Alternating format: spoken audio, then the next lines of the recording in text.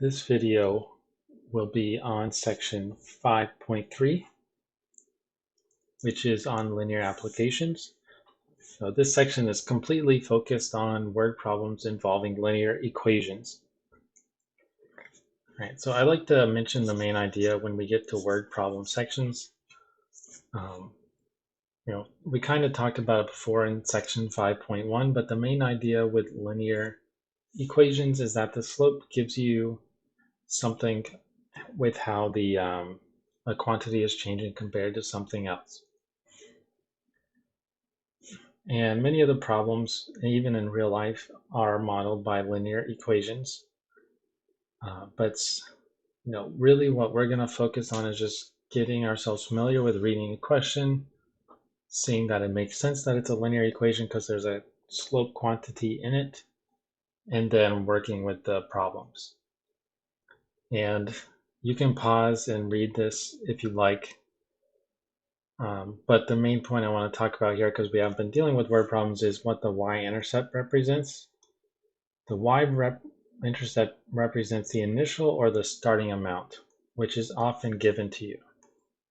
So really what this is saying is you have to be careful in the problems because a lot of times the b is given to you and you don't realize it.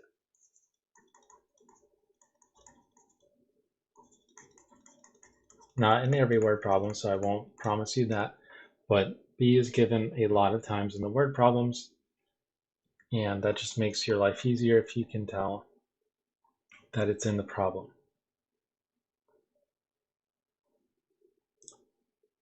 All right, so the first question here, this is going to be like kind of building up.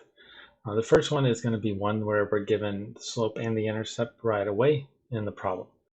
It says the cost, C of x, where x is the number of miles driven, of renting a car for a day is $44 plus 40 cents per mile. So the first question is, what is the slope of the linear function and what are its units? Well, once again, the slope is the rate of change. So you really want to look at the problem and think, okay, which one's representing something changing? Now the $44 is what you're paying up front. It's like a one-time payment. And then what we have over here, the 40 cents per mile, that's what's changing, as we drive more and more.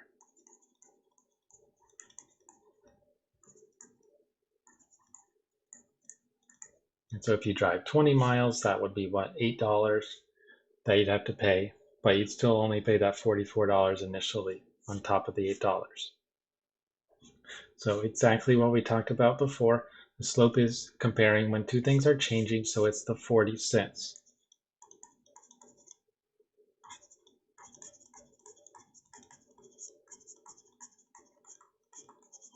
And then the question that's along with it, what are its units? Well, if you read this, 40 cents per mile, you just want to be careful. We wouldn't really say cents in the problem. We'd probably use dollars. So it's dollars per mile. So just remember that. The units for a slope, since it's something that's changing, it's usually something per something else. Now, what is the y-intercept and what are its units?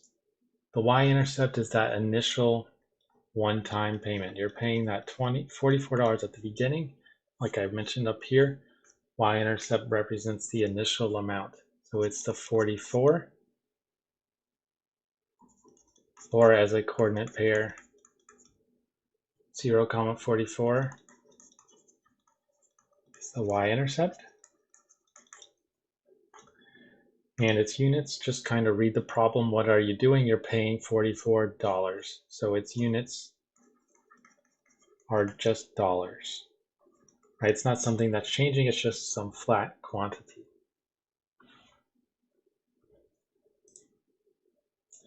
Right, now the third part, kind of the build-up, what we want to get to is really the equation.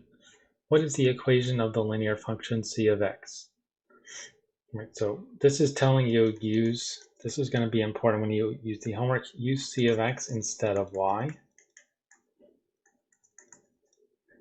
And x. Since we have x here, we're going to use x. If it had like a t here, we would use t instead of x. So write down our slope-intercept form, y equals mx plus b, but in place of y, we've got c of x.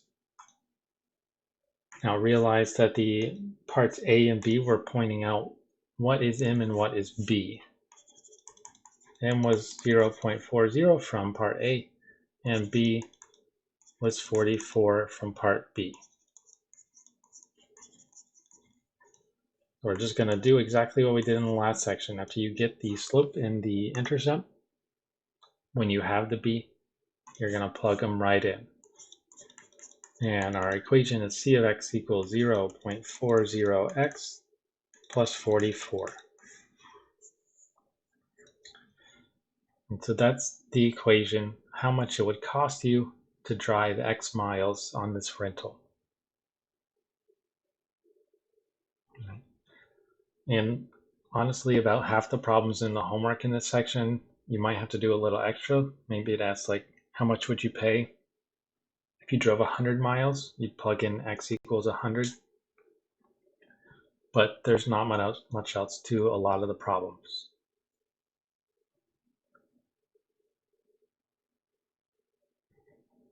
All right, so the second one will be a little more challenging here. It says, in Washington County, the fine for speeding is $90 plus $7 for every mile per hour over the speed limit.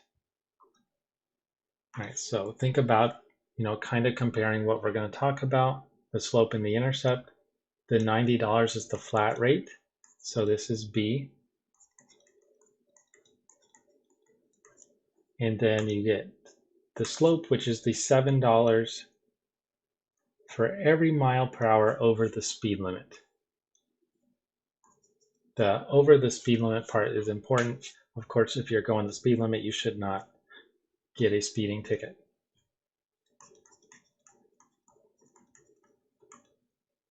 So this part A here is really doing what part C was asking last time. It's straight up asking for the equation. Determine the function f of s that gives the fine if a person is driving s miles per hour. And I guess I kind of went over it, but here in this section of road, the speed limit is 65 miles per hour. All right, so what this is telling you is use f of s, and you have to use a capital. If you use a lowercase, it's going to be wrong. You have to copy in place of y. And the thing inside s, we're going to use in place of x.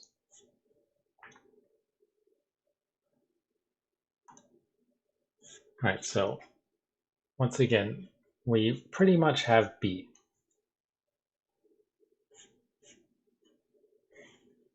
The b equals what? It's 90. We already pointed it out. And then m, we also pointed out, is $7 because that's what's changing. Every mile per hour you are over the speed limit, you're paying $7 more. All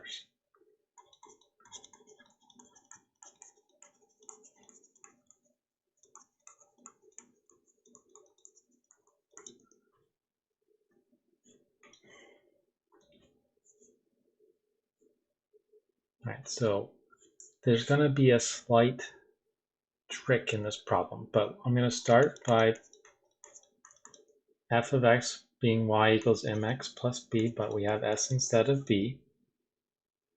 I'm going to plug in m, and I'm going to plug in b. So I got f of s equals 7s plus 90. But what I want to point out here is s is your speed. So if we're going 65 miles an hour, we're going the speed limit, we should not get a fine at all. But if you plug it into this formula, I can just go ahead and do it in the calculator. 7 times 65 plus 90, it's saying you get a $545 ticket, which is crazy. So what we have to do is adjust this. Since the speed limit is 65, we need to replace s with s minus 65. All right, so go ahead and do that, and then we'll mess around with the number so you can see how it makes sense. So we got f of s equals 7 times s minus 65 plus 90. And it'd be a good idea to simplify this, distribute the 7 through. We get f of s equals 7s minus 65 times 7. I cannot do in my head without wasting your time. 455 plus 90. And then we can combine these two. Negative 455 plus 90 is negative 365.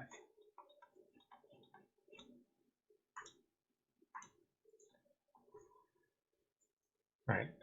Now if we plug in 65, you should still not get a fine, but you will get 90 as an output because of the B being 90. But as long as we get 90, then we're on the right track. So let's plug in 7 times 65, then subtract off 365. We get our 90. Right, but remember, S is telling you how much you're speeding, or your speed, not how much you are speeding.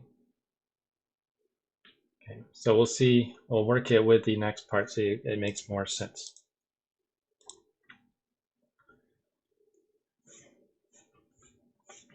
Then the next part says, if a person is driving 70 miles per hour, what is the fine?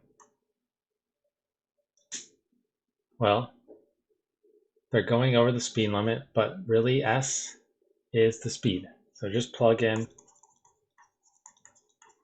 S equals 70. And we get f of 70 equals 7 times 70 minus 365. We got 7 times 70 minus 365 equals 125.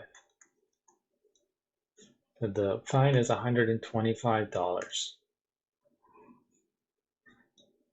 Now, we might be thinking that's a little steep, but this is just a problem. It's probably not 100% accurate. But this, as far as what we're doing here, it kind of makes sense. If we were going 100 miles per hour, hopefully not, that's way too fast. But if you plugged in 100, then you'd get a much bigger fine, $335. Right? Now part C says, I'm going to leave this in range so we can see it. It asks, if a fine comes to $265, how fast in miles per hour was the person driving? So what we've got here is it's telling us to plug in f of s equals 265. It's telling us the fine amount, which is what that represents, and to solve for s. And we do that from the formula we got in the first part. So plug in 265 right there. We got 265 equals 7s minus 365. Then we add the 365 to each side because we're solving for s. We're left with just 7s on the right side. On the left, 265 plus 365 is 630. And then we can divide by 7 to get s. 630 divided by 7 is 90. So the person is going 90 miles per hour to get a fine of $265. All right, so before we go on, I like to just kind of review what we've done here. The general idea to pretty much any word problem in this class, but really in any word problem, any problem you do in real life dealing with math, is to find the formula and then plug in the information given and solve for the missing letter.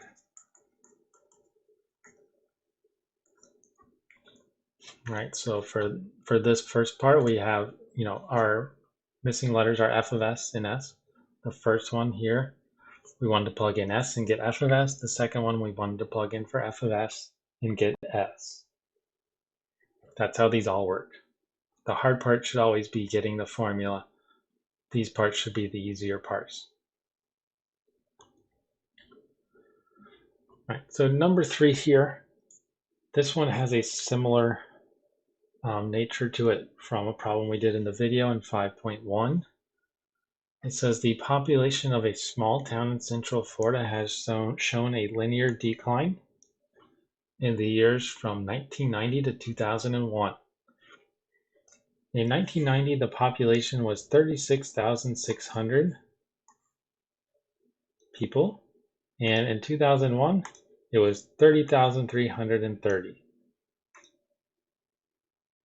Right, so what we want to do is we want to write a linear equation expressing the population of a town, capital P, as a function of t.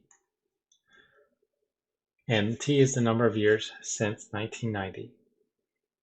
And so what this is telling us to do is use p of t instead of y, and t instead of x.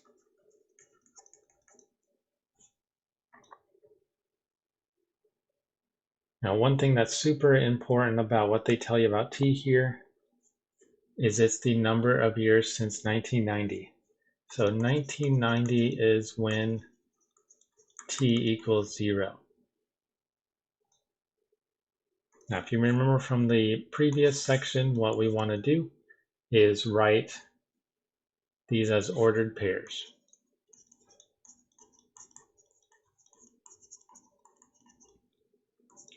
The x value is the year, but it's the year since 1990. So this first one, 1990, x or t is 0, and then y is 36,600.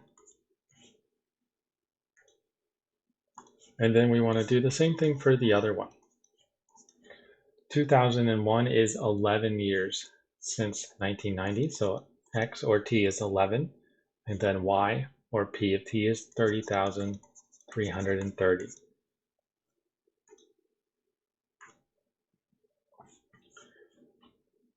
Right. As with all these questions, we want to get the slope first because we're trying to figure out the equation of a line.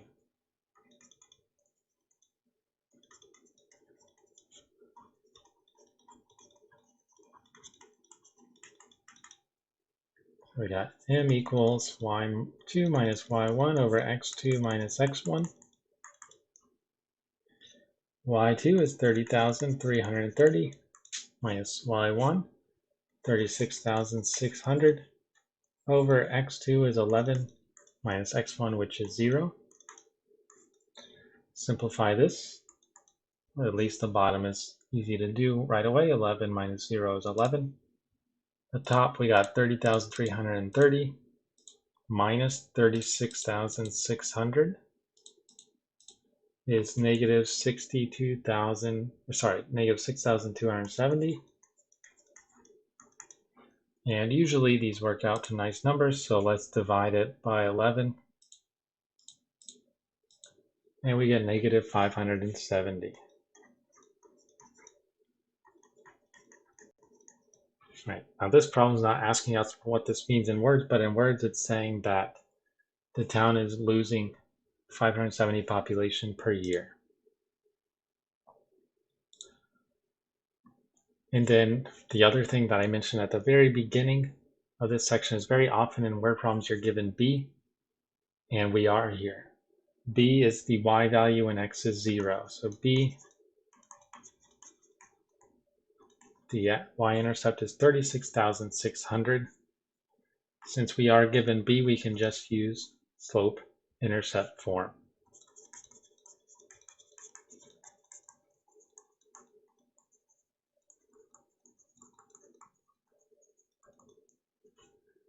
Okay, so we've got, instead of y, we got P of t equals our slope, negative 570 times x, but in place of x we got t, plus b, which is 36,600.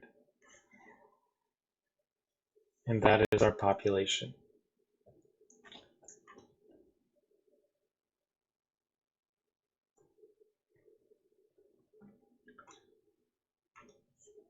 All right, now part B is pretty much just asking us to do something with the equation. It says if the town is still experiencing a linear decline, what will the population be in 2003?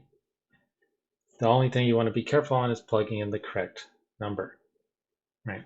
We don't want to plug in 2003 for t because that's not what t means. 2003 is 13 years after 1990, which is when t starts. So we want to plug in t equals 13. And then we'll get our answer. So we got p of 13, plug in 13 for t in our problem. We got negative 570 times 13 plus 36,600. And once again, numbers are too big to try to worry about doing it by hand. Negative 570 times 13 plus 36,600 is 29,190. So that would be our population in 2003. And some of these problems are very old, so way in the past, but that's the way we use it.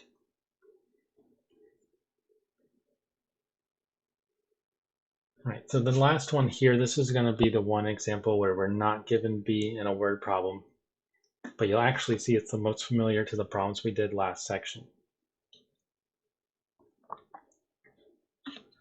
But this one says a company manufactures small refrigerators. The total cost to manufacture 153 refrigerators. Let me move this so no confusion there. 153 refrigerators. The cost is $8,945. And the total cost to manufacture 192 refrigerators is $10,895. Assume that the total cost, C, is linearly related to the number of refrigerators X the company manufactures and includes a fixed cost and cost per refrigerator. So all this is saying here is we want to use y equals mx plus b for our final answer. We have a linear equation, but we want to use c of x in place of y, and x stays x because we have x. All right, so we want to write the cost function c of x in terms of x, the number of refrigerators manufactured. Just like with the last problem, you want to take these 2 points and write them as coordinate pairs.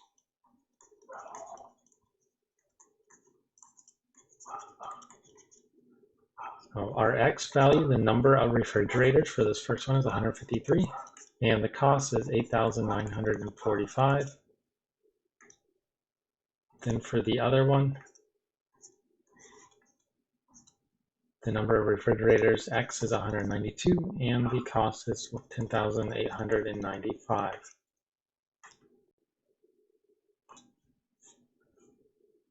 Right, now with all these linear equations, what do we do first is we find the slope. We got m equals y2 minus y1 over x2 minus x1. And I'm sure you're getting sick of hearing that by now.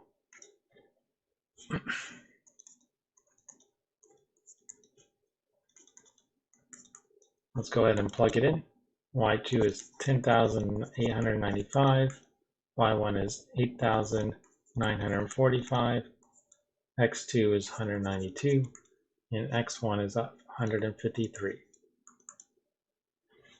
Now let's go ahead and simplify it.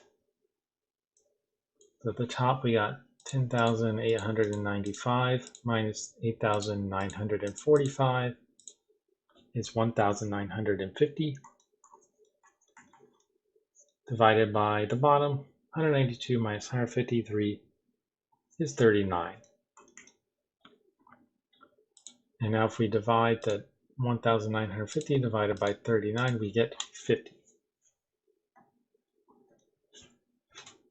Now it doesn't ask, but I find it interesting if this is at all realistic. What this is telling you is that the cost to manufacture a refrigerator is only $50.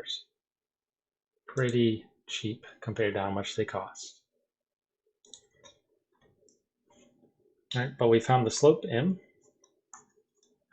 One thing is we do not have b in the problem because both x values, neither is 0.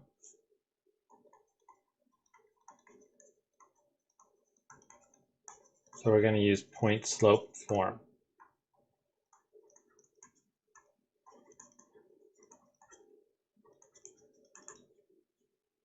So y minus y1 equals m times x minus x1. And just like last section, when you choose which x1 and y1 to use, it doesn't matter. I'm just going to use this one right here because the numbers are smaller. So in this equation, we have m equals 50. X1 I'm going to use 153, and Y1 I'm going to use 8,945.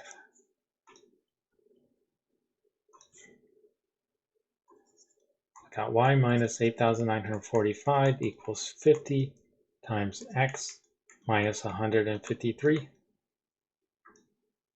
Simplify this. Distribute the 50 through. We got Y minus,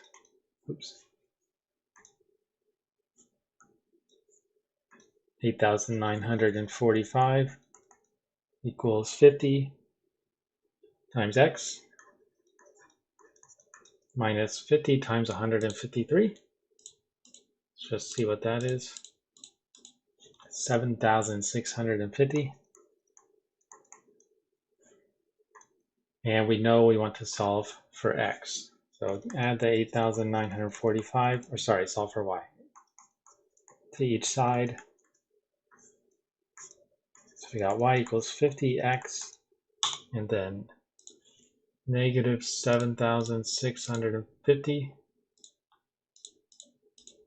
plus 8,945 is 1,295.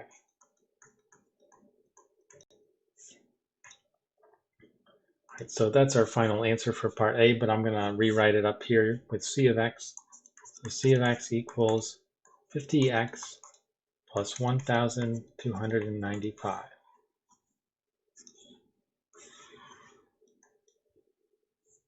Right, so that is our cost formula.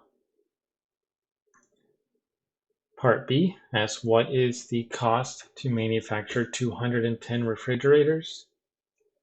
Well, that's just telling us plug in X equals 210.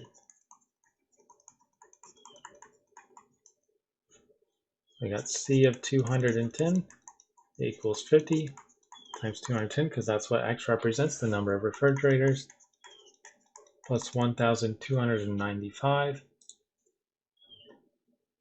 We got 50 times 210 plus 1,295, and we get 11,795.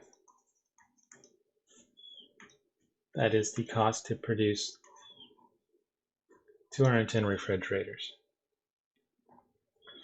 The next one might sound a little weird just because you may have never heard of this term before. It asks for the fixed cost. That's just how much it costs to produce 0.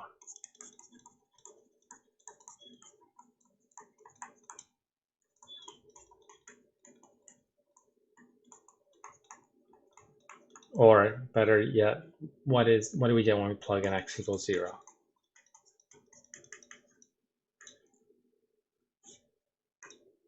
And you probably have an idea of what we'll get if we plug in x equals 0, because that means we have the y-intercept. So c of 0 equals 50 times 0 plus 1,295, which equals 1,295. The reason why this is called fixed costs is what this is telling you. You need this much to at least start producing refrigerators. If you don't have that much money, well, then you can't make any, so you can't sell any. Fixed costs are very important when you're dealing with business applications. And part D is just interpreting the slope of the equation, because it's asked the cost to produce each additional refrigerator is how much? Well, like I said before, what this is really telling us is that every time x goes up by 1, every time we increase the number of refrigerators produced by 1, it costs $50 more. So this is asking, what is the slope? It costs $50. But as with all these problems, you type in the number, and then if there's an option for units, you type this in the units box or select it.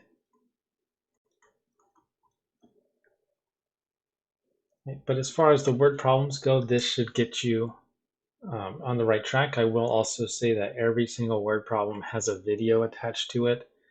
So if you do find yourself struggling, watch them. Watch one, see how similar it is to what you've done with the other problems, and try to go from there.